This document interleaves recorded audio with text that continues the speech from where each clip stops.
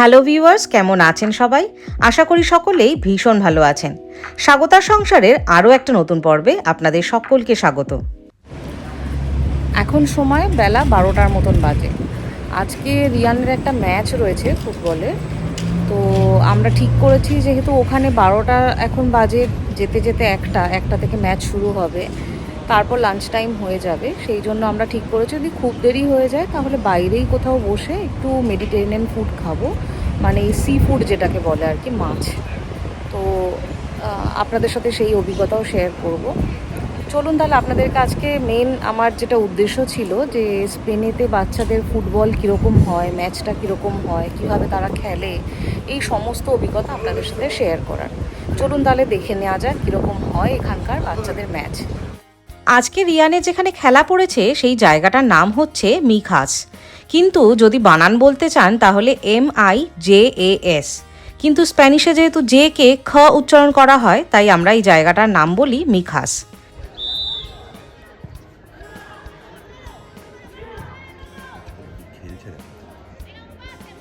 এই যে আমরা চলে এসেছি আজকে ওদের যেখানে ফুটবল ম্যাচ পড়েছে সেই গ্রাউন্ডে। এই জায়গাটা ভীষণ সুন্দর একটা পাহাড়ি এলাকা। এই জায়গাটার একটা আলাদা ভিডিও আমি আগেও আপনাদের সঙ্গে শেয়ার করেছিলাম। পাহাড়ের বুকে অবস্থিত ছোট এই গ্রামটা আমাদের বাড়ি থেকে 28 কিলোমিটার দূরে অবস্থিত, আর এখানে আসতে আমাদের সময় লেগেছে প্রায় 35 মিনিটের কাছাকাছি। রিয়ানদের প্রতি শনিবার করেই একটা করে এরকম ম্যাচ পড়ে, কিন্তু প্রতিদিন একই জায়গায় কিন্তু ম্যাচ পড়ে না। আগে থেকে শিডিউল করা থাকে, কোন লিগেতে কোথায় ম্যাচ পড়বে সেটা আগে থেকেই জানানো থাকে। আজকে এইখানে মিখাসে ম্যাচ পড়েছে আর জায়গাটা ভীষণ সুন্দর, তাই ভাবলাম আপনাদের সঙ্গে একটু শেয়ার করি। এই যে সামনে দেখতে পাচ্ছেন একজন লোক টেবিল নিয়ে বসে রয়েছে। এইখানে প্রবেশ মূল্য দিয়ে তবে ঢুকতে হয়। প্রবেশ মূল্য বলতে যে খেলছে সেই প্লেয়ারের জন্য কোনো টাকা দিতে হয় না, তার সঙ্গে তার বাড়ির যে কজন লোক রয়েছে তাদেরকে মাথাপিছু 3 ইউরো করে প্রবেশ মূল্য দিতে হয়। যেহেতু সোম থেকে শুক্র সব বাচ্চাদের স্কুল থাকে, তারা বিকেলের আগে কেউই ফ্রি হতে পারে না, সেই জন্য এই যে লিগের যে ম্যাচগুলো সেগুলো সাধারণত শনিবার করেই পড়ে। আর যেহেতু শনিবার দিন ছুটির দিনে এই গ্রাউন্ডটা খোলা হয়েছে বা সেখানে অন্যান্য স্টাফেরা এসে কাজ করছে বা ভেতরে যে রেস্টুরেন্টটা ছিল সেটাও খোলা হয়েছে, সেই জন্য এই মেইনটেনেন্স হিসাবে প্রতি ভিজিটারের মাথাপিছু 3 ইউরো করে ওরা চার্জ করে। এই যে সামনে যে হলুদ রঙের জার্সি পরা বাচ্চাগুলোকে দেখছেন, এটাই রিয়ানের টিম। এখানে নিয়ম হচ্ছে যেই সময় ম্যাচ রয়েছে তার থেকে অন্তত মিনিমাম আধ ঘন্টা আগে বাচ্চাকে পৌঁছে দিতে হবে। তারপর যে কোচ বা ট্রেনার রয়েছে সে বাচ্চাদেরকে নিয়ে প্রথমে ড্রেসিং রুমে যাবে, সেখানে পুরো ম্যাচের স্ট্র্যাটেজিটা বোঝাবে, তারপর লাইন করিয়ে বাচ্চাদেরকে নিয়ে মাঠে নামাবে। রিয়ানকে ট্রেনারের কাছে দিয়ে আমরা এখানে একটু রেস্টুরেন্টে এলাম। রেস্টুরেন্ট বলতে প্রতিটা ক্লাবেই কিন্তু এরকম একটা করে রেস্টুরেন্ট থাকে যেখানে কফি বা টুকটাক খাবার দাবার পাওয়া যায়। সকালবেলা বাড়ি থেকে হালকা ব্রেকফাস্ট করেই বেরিয়েছিলাম, কিন্তু এখন এখানে এসে দেখছি অল্প অল্প খিদে পাচ্ছে। যেহেতু এখন এখানে অনেকক্ষণ বসে থাকতে হবে, সেই জন্য ভাবলাম একটু টুকটাক খাবার নিয়ে নেই। সেই জন্য আজকে আমরা দুজনের জন্য 2 কাপ এখানে কফি আর একটা চিকেনের পিতুফো অর্ডার করেছি। পিতুফো বলতে ওটা খানিকটা স্যান্ডউইচের মতনই, কিন্তু ব্রেডটা আলাদা থাকে। আপনাদেরকে দেখাচ্ছি কীরকম জিনিসটা হয়। আর সবথেকে বড় ব্যাপার হলো এই যে ক্লাবের ভেতরে রেস্টুরেন্টগুলো, সেখানে কিন্তু খুব কম দামে কফি পাওয়া যায়, মানে বাইরের তুলনায় দামটা একটু কম থাকে। এখানে কফির দাম থাকে 1.2 ইউরো করে। বাইরে কিন্তু সেখানে মিনিমাম অন্তত যে কোনো দোকানে 1.5 ইউরো করে নেবেই কফির দাম। আমাদের আজকে এই সব জিনিস কিনতে টোটাল খরচা পড়লো 6.4 ইউরো, মানে ইন্ডিয়ান কারেন্সিতে বলতে গেলে প্রায় 650 টাকার মতন। এই যে সামনে দেখুন প্যারাম্বুলেটারে যে শুয়ে রয়েছে, তাকে দেখে আমি বেশ অনেকক্ষণ ধরেই ভাবছিলাম যে এটা কিন্তু আসল মানুষের বাচ্চা। তারপর খাবারটা নেয়ার পর পাশে তাকিয়ে ভালো করে খেয়াল করলাম যে এটা কিন্তু একটা পুতুল। আসলে সাইজটা এতটাই বড় এবং প্যারাম্বুলেটারটাও এতটাই অরিজিনাল যে আমি দেখে ঠাহর করতে পারিনি। যাই হোক, খাওয়া দাওয়া সেরে আমি আর স্নিগ্ধ এখন গ্যালারির দিকটায় চলে এসেছি। এখন এখানে একটা ভালো দেখে জায়গা খুঁজে দুজনে বসে পড়বো, যাতে ভালো করে বসে ম্যাচটা এনজয় করতে পারি। ছুটির দিনগুলোতে, মানে উইকেন্ডে যে দিনগুলো থাকে, বিশেষত শনিবারটা, রবিবার করে ম্যাচ ওদের খুব কমই পড়ে। শনিবারের দিনগুলো শুরুই হয় অন্যরকমভাবে, পুরো দিনের আমেজটাই অন্যরকম থাকে। এখানে প্রত্যেকটা লোক ফুটবল কিন্তু ভীষণ পছন্দ করে, আর পরিবার পরিজন নিয়ে প্রত্যেকটা লোক দেখুন গ্যালারি ভর্তি করে তাদের বাচ্চাদের ম্যাচ দেখতে আসে।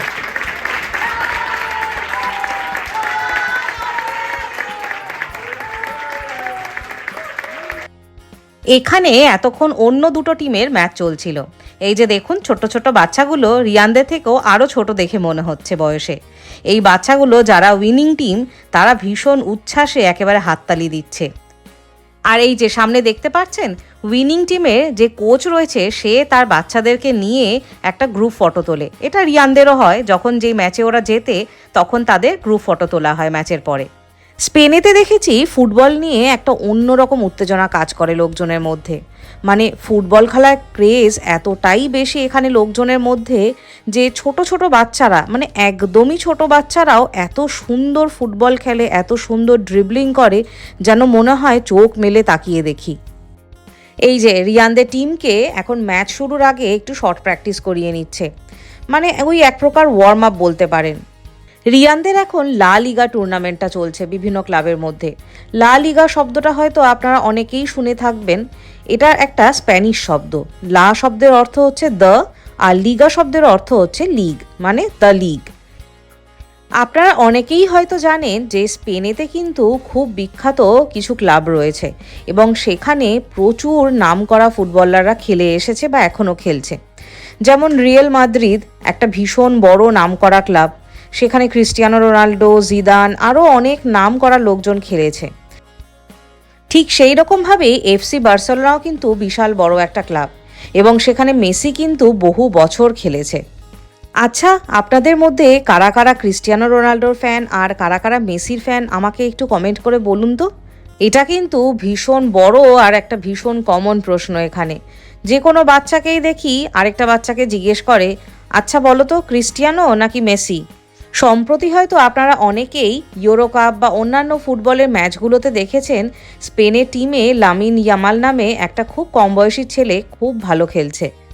এখানে বাচ্চা তো ছেড়ে দিন, বাচ্চার বাবা মারও ফুটবলের প্রতি এতটাই ক্রেজ বেশি যে যখন তাদের বাচ্চাদের খেলা হয় তখন বাচ্চারা যাতে গোল করে বা গোল করার পর তাদেরকে চিয়ার করার জন্য বাবা মারা প্রচণ্ড জোরে চেঁচাতে থাকে। রিয়ান এখানে বিগত 3 বছর ধরে ফুটবল শিখছে। আমরা যখন এখানে আসলাম তখন প্রথমে 1 বছর রিয়ানকে ফুটবলে দেওয়া হয়নি। তারপর ঠিক করলাম যে এমন একটা দেশে আছি যেখানে ফুটবলের ক্রেজ এতটা বেশি এবং বিশ্বের প্রতিটা নামকরা খেলাতেই কিন্তু স্পেন তার ফুটবলের পারদর্শিতার ছাপ ফেলেছে। সেই জন্য আমরাও ঠিক করলাম যে এখানে যখন আছি তখন রিয়ানকে এখানে একবার ফুটবলে ভর্তি করিয়ে দিই। রিয়ানরা যেহেতু ছোট সেই জন্য ওদের ফুল যে মাঠটা হয় সেই মাঠের লেন্থে কিন্তু খেলায় না। এই দেখে বুঝতেই পারছেন মাঠের লেন্থটা একদম ছোটও নয়, আবার ফুল লেন্থের যেরকম ফুটবল ম্যাচে মাঠ হয় সেই রকম মাঠও নয়। আর ওদের এখন 7 আসাইড খেলায়, মানে প্রতিদিকে 7 জন করে প্লেয়াররা খেলায় অ্যাটেন্ড করে। যাই হোক, রিয়ানদের ম্যাচ এখন শেষ হয়ে গেছে আর সবথেকে আনন্দের কথা হচ্ছে এই ম্যাচটা কিন্তু ওরা জিতেছে। তাই ওরাও কোচের সঙ্গে ছবি টবি তুলে এখন আমরা আস্তে আস্তে পার্কিংয়ের দিকে যাচ্ছি। আজকে যেরকম ওরা অন্য একটা ক্লাবে খেলতে এসছে ঠিক একই রকমভাবে ওদের ক্লাবেও কিন্তু প্রায়ই খেলা পড়ে মাঝে মাঝে। আর তখন রিয়ানের তো ভীষণ আনন্দ হয়, যেই মাঠে সারা বছর প্র্যাকটিস করে সেই মাঠেই যখন ওর খেলা পড়ে তখন তো খুশির আর ঠিকানা থাকে না। আজকের এই ক্লাবটা এতটাই পাহাড়ের ওপরে, এখানে পাবলিক ট্রান্সপোর্টে করে আসাটা কিন্তু খুব মুশকিল হবে। সবাই দেখছি নিজেদের গাড়ি নিয়েই এসছে, কারণ আসার সময় রাস্তায় এই পাহাড়ের গা দিয়ে ঘোরানো পথে কোথাও কোনো সেভাবে বাস স্টপ দেখতে পেলাম না। একটাই যে বাস স্ট্যান্ড দেখতে পেয়েছিলাম সেটাও কিন্তু এই ক্লাব থেকে অনেকটা দূরে। যদি বাসে করে আসতে হয় তাহলে ওখানেই নামিয়ে দিত আর বাকি পথ হেঁটে হেঁটে ওপরে উঠতে হতো। এখানে আমি বিভিন্ন স্কুলেও দেখেছি আর তাছাড়া বিভিন্ন বাবা মাদেরও দেখেছি এখানে কিন্তু পেরেন্টসরা বাচ্চাদের পড়াশোনার থেকে খেলাধুলাতেই কিন্তু বেশি গুরুত্ব দেয়। আর ঠিক এই কারণেই কিন্তু এখানকার লোকজন বয়স অনুযায়ী বেশ ফিট থাকে। আমরা 3 জনেই যখন প্যাডেল টেনিস খেলতে যাই বা সাইক্লিং করতে যাই তখন দেখি অ্যাবাভ 60 লোকজনও এতটাই স্ট্রেংথ নিয়ে খেলাধুলা করছে বা সাইক্লিং করছে বা অন্যান্য ফিজিক্যাল অ্যাক্টিভিটিতে ইনভলভ রয়েছে যে আমরা এই বয়সে যেন তাদের কাছে হার মেনে যাব। এই যে দেখুন, পাহাড়ের পথ ধরে নামতে নামতে সামনে কি দেখা যাচ্ছে। সামনে নীল ভূমধ্যসাগরের জল দেখা যাচ্ছে, আর নীল রঙের সমুদ্রটা দেখতে কিন্তু বেশ সুন্দর লাগছে। পুরো মালাগা শহরটাই কিন্তু কোস্টাল রিজিয়নে অবস্থিত, স্পেনের একদম সাউথে অবস্থিত। তাই জন্য এখানে খুব সুন্দর সুন্দর বিচ দেখতে পাওয়া যায়, আর সমুদ্রের জলের রংটাও কিন্তু একদম নীলই থাকে। আবার শীতকালেও সারা ইউরোপ যখন বরফের জন্য হাড় কাঁপানি ঠান্ডায় ভুগছে, তখন মালাগার ওয়েদার কিন্তু বেশ সুদিং আর চার্মিং থাকে। বহু মানুষ দূর দূর থেকে চলে আসে এখানে মালাগায় উইন্টার কাটাবে বলে। শীতকালে এখানে সর্বনিম্ন তাপমাত্রা 3 থেকে 4 ডিগ্রির মতন থাকে, আর সর্বোচ্চ তাপমাত্রা থাকে ওই 9-10-এর কাছাকাছি। যাই হোক, আমরা এখন বাড়ির দিকে এগোচ্ছি, আর তিনজনেরই এখন অল্প অল্প খিদে পেয়ে গেছে। রিয়ানের তো স্পেশালি ভীষণই খিদে পেয়ে গেছে, যেহেতু ও ম্যাচটা খেললো। তাই জন্য ঠিক করলাম আজকে একটু বাইরে থেকেই খাবার খেয়ে নিই। ম্যাচ তো শেষ হয়ে গেছে, আপনাদেরকে দেখালাম এই ম্যাচটা কেমন হলো। এখন তিনজনেরই প্রচণ্ড খিদে পেয়ে গেছে, আর এখন প্রায় 3:30-এর কাছাকাছি বাজে বেলা। তো সেই জন্য আমরা আমাদের বাড়ির কাছাকাছি চলে এসেছি একেবারে ওখান থেকে। এখানে খাওয়া দাওয়া করে তারপর আমরা ঘরে যাব। আপনাদেরকে দেখাচ্ছি এখানকার স্থানীয় খাবার কীরকম হয়, আপনাদের সঙ্গে শেয়ার করছি এখানকার যে স্থানীয় খাবার, যেটা খুব ওয়ার্ল্ড ফেমাস, সবাই খুব ভালোবাসে এখানকার খাবার খেতে। স্পেশালি যেটা সি ফুড এখানকার খুবই ফেমাস, সেটা কীরকম হয় আর আমরা কী কী কিনলাম সেই সব অভিজ্ঞতা আপনাদের সঙ্গে শেয়ার করছি। আমরা আজকে যে রেস্টুরেন্টটা খেতে এসেছি সেটা সি ফুডের জন্য ভীষণ বিখ্যাত একটা রেস্টুরেন্ট, আর এটা শুধুমাত্র এই সময়টাই খোলে, মানে দুপুরের যে লাঞ্চের টাইম সেই সময়টাতেই এই রেস্টুরেন্টটা খোলা থাকে। কিন্তু মুশকিল হচ্ছে এখানে বেশিরভাগই সি ফুড পাওয়া যায়, চিকেন বা অন্যান্য মিটের আইটেম কিন্তু এখানে রাখে না। সারা মেনু খুঁজে দেখে দেখে একটাই চিকেনের আইটেম পাওয়া গেল, সেটাই রিয়ানের জন্য অর্ডার করলাম। কারণ রিয়ান আবার এখানে বাইরের মাছ খুব একটা পছন্দ করে না। ঘরেতে যেমন ওই মাছের ঝোল বানিয়ে দিই, সেটা দিয়ে ভাত খেতে পছন্দ করে। এই যে সামনে যে প্ল্যাটারটা দেখতে পাচ্ছেন, এটা কিন্তু একটা চিকেনের প্ল্যাটার। সারা মেনুতে খুঁজে খুঁজে এই একটাই পেয়েছিলাম। আর এই যে সামনে যে ফ্রাইসগুলো দেখতে পাচ্ছেন, এটা কিন্তু আলু ভাজা নয়, এটা বেগুনকে ছোট ছোট করে কেটে খুব ক্রাঞ্চিভাবে বানিয়ে দিয়েছিল।